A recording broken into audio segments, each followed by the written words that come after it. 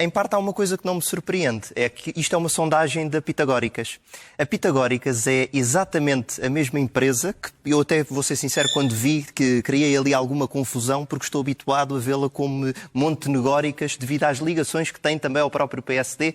As sondagens incendiaram o debate, mas ninguém estava preparado para o que se seguiu. Ricardo Reis entrou a matar, questionou a credibilidade dos números, expôs ligações polémicas às empresas de sondagens e desafiou tudo o que parecia consenso. Pedro Gomes Sanches tentou defender o sistema, mas Ricardo não largou. Falou de manipulação da opinião pública, mostrou contradições gritantes e desmontou, ponto por ponto, porque é que Ventura aparece em quarto lugar. E agora fica a pergunta: estamos perante sondagens sérias, ou apenas mais um instrumento para moldar resultados antes dos debates começarem? Com os resultados desta sondagem, Ricardo, começo por si. Esta sondagem trouxe aqui algumas reviravoltas, desde logo Marcos Mendes à frente, Gouveia e Melo aqui com um impacto técnico, mas em segundo lugar, e João Coutinho de Figueiredo, que parece de alguma forma ameaçar, ou não, depende do seu entendimento, o lugar de André Ventura. Surpreenderam estes resultados? Bom, antes de mais, boa tarde, cumprimento também o Pedro, todos aqueles que nos seguem lá em casa.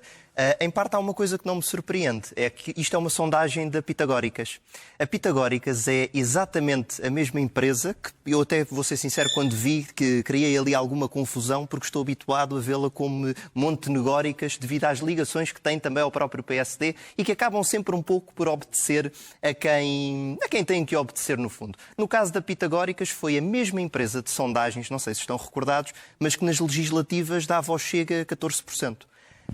O Chega teve mais 10% do que os 14% que a Pitagóricas dava e, nesse sentido, bom, tenho que dizer que não dou grande credibilidade. É por isso que esta sondagem da Pitagóricas está influenciada, é isso? Não digo influenciada, digo que, acima de tudo, falha redondamente naquilo que tem sido, por exemplo, as sondagens da Intercampos, as sondagens da Aximage, que mostram um empate a 3 no topo da classificação daquilo que seria uma possível também segunda volta, entre André Ventura, Marcos Mendes, Gouveia e Melo, António José Seguro um pouquinho mais atrás e depois os restantes candidatos a disputar o eleitorado muito abaixo dos 10%, que acredito que seja a sensibilidade atual da população portuguesa e dos eleitores portugueses. E dizer também que, no caso da Pitagóricas, foi mesmo também a empresa que em 2021 dizia que o PSD estava muito próximo do PS, coisa que, como nos lembramos, não aconteceu nem de perto nem de longe. Chega desvaloriza por completo estes resultados ou ainda assim merecem alguma análise e, eventualmente, aqui uma mudança de estratégia no que diz respeito à campanha?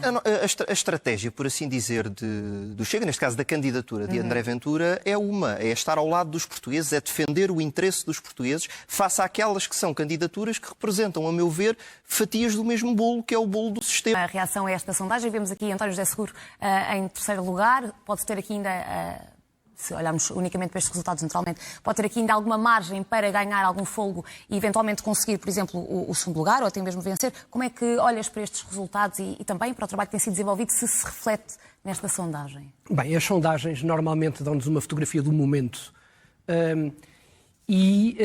mas têm outra característica, porventura mais importante do que a fotografia do momento. São um ingrediente que é lançado para o debate público que acaba por condicionar, de alguma maneira, os eleitores. Candidatos com baixa intenção têm um desempenho melhor e, portanto, mais promissor.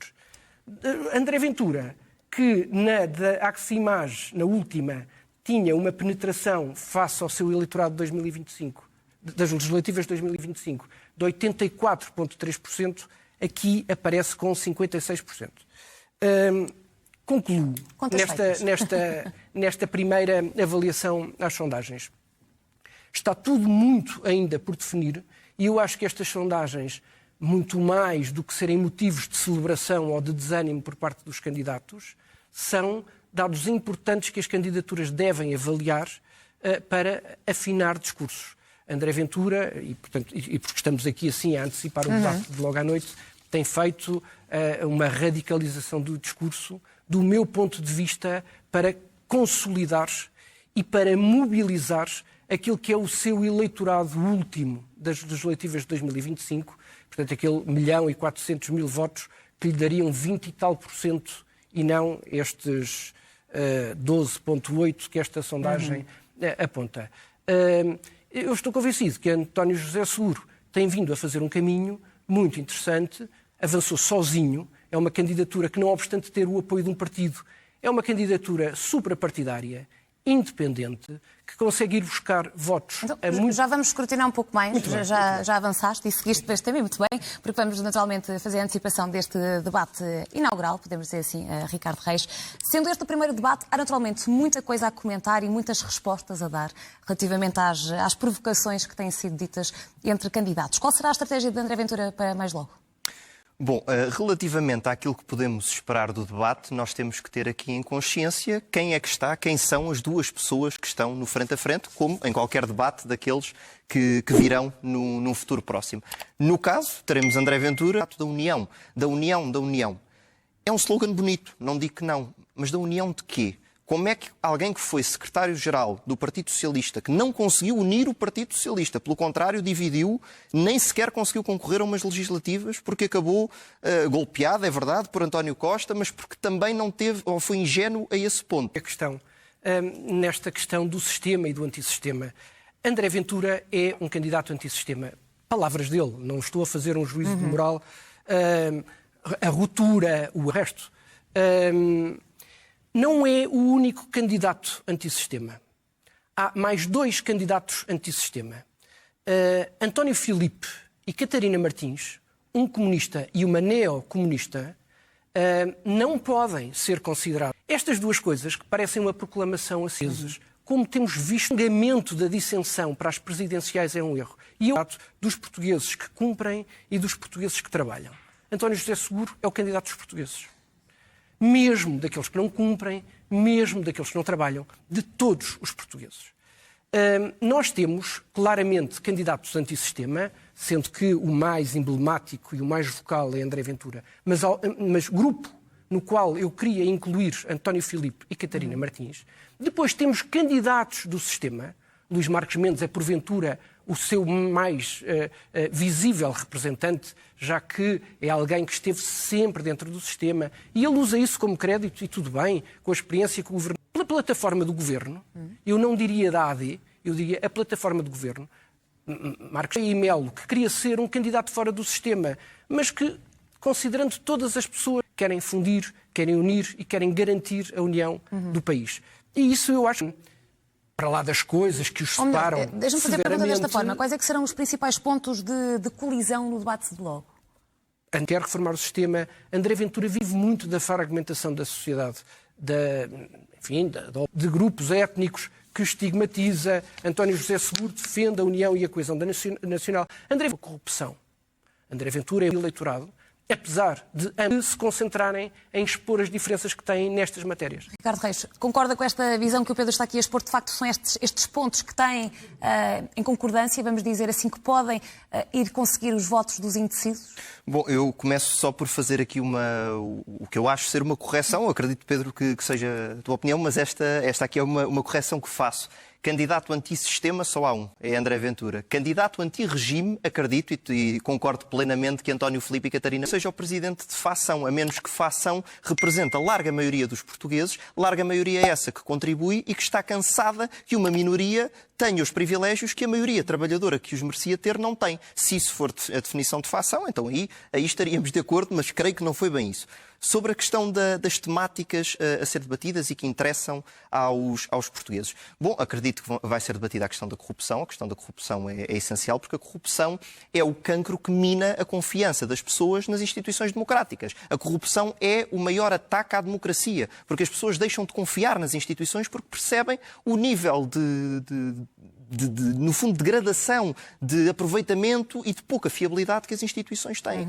Agora, eu, não querendo estar aqui a fazer um comentário desagradável relativamente a António José Seguro, naturalmente que António José Seguro na altura acompanhou José Sócrates, a verdade é essa, e que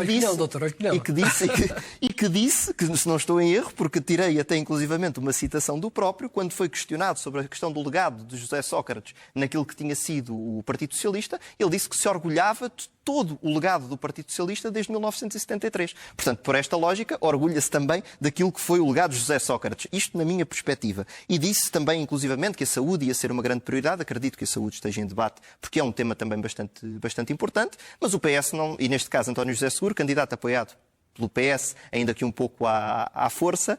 Acredito que o PS não dê lições de saúde a absolutamente ninguém.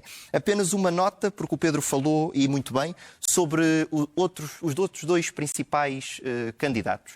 Eu não tenho dúvida nenhuma que Marques Mendes, e aí concordo a 100% contigo, Pedro, não tenho qualquer tipo de dúvida que Marques Mendes é o candidato marioneta de Montenegro. Ou seja, é o candidato que Luís Montenegro quer para ter em Belém alguém que esteja sob o seu comando. Não acho que Marques Mendes seja uma pessoa... O Marques Mendes é o oposto do ser disruptivo, é o oposto do ser antissistema, é um produto do próprio sistema que tentou utilizar a tática Marcelo Rebelo de Sousa de aparecer na televisão ao domingo, de tentar ser aquela figura simpática para depois chegar onde queria e ser uma marionete do atual Primeiro-Ministro. Relativamente a Gouveia e Melo. E relativamente a Gouveia e Melo, apenas uma nota sobre Marques Mendes que não posso deixar de dar, que veio dizer declarações muito infelizes que André Ventura nunca será Presidente da República porque não tem nível. Mas quem é Luís Marques Mendes para dizer o que quer que seja de quem é que vai ser ou não vai ser Presidente da República quando essa decisão cabe única e exclusivamente aos portugueses? Portanto, Luís Marques Mendes não é ninguém para dizer isto. É um português, um eleitor como qualquer outro neste Ricardo, tipo de não decisão. poderá ser uma provocação típica deste período de pré-campanha, no caso? Pode ser uma provocação típica, mas a análise que eu faço a essa possível provocação típica é que se está a tentar fazer substituir aos portugueses naquilo que decidem quem é e quem não é o futuro Presidente da República. Sobre Gouveia e Melo, apenas também para terminar, dar a nota de que, de facto, Gouveia e Melo já tentou ser tudo e o seu contrário. Quis ser o candidato da social-democracia, quis ser o candidato do socialismo, só lhe faltou ser o candidato da flotilha, porque ele tentou ser o candidato de tudo. E a realidade é que acredito mesmo, e acredito genuinamente, que com o começar dos debates se vai perceber que Gouveia e Melo é de facto uma farsa política, que não tem ideia nem profundidade alguma e que de facto nem sequer merecia estar nos 3 primeiros ou nos 4 primeiros classificados, para ser sincero. Então, a análise de Ricardo Reis, Pedro, como não, mas deixa-me, Madalena, só muito rapidamente. Duas notas muito rápidas.